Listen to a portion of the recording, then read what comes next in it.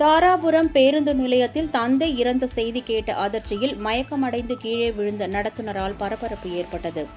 மதுரையிலிருந்து கோவை நோக்கி சென்ற அரசு பேருந்து ஒன்று தாராபுரம் பேருந்து நிலையத்தில் பயணிகளை இறக்கி விடுவதற்காக நின்றது. அப்போது பேருந்து நடத்துனரும் திண்டுக்கல் எஸ்என் நகர் பகுதியைச் சேர்ந்தவருமான வெங்கடேஷுக்கு அவருடைய தந்தை இறந்து விட்டதாக அலைபேசியில் தகவல் வந்தது.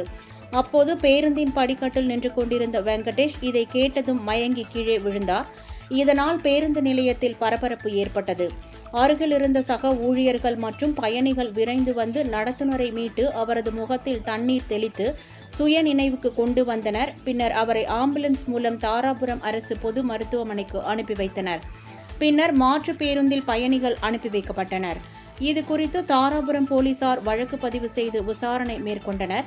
அப்போது நடத்துனரின் தந்தை ஏற்கனவே உடல்நலக்குறைவால் பாதிக்கப்பட்டிருந்ததாகவும் இதையொட்டு விடுமுறை வேண்டும் என கிளை மேலாளரிடம் வெங்கடேஷ் கேட்டதாகவும் தெரிகிறது. ஆனால் ஆள் பற்றாக்குறை காரணமாக அவரை வற்புறுத்தி பணிக்கு கிளை மேலாளர் அனுப்பி வைத்ததாகவும் கூறப்படுகிறது. இந்த நிலையில் தந்தை இறந்த செய்தி கேட்டவுடன் மன அழுத்தத்தின் காரணமாக வெங்கடேஷ் மயக்கமடைந்தது விசாரணையில் தெரியவந்தது.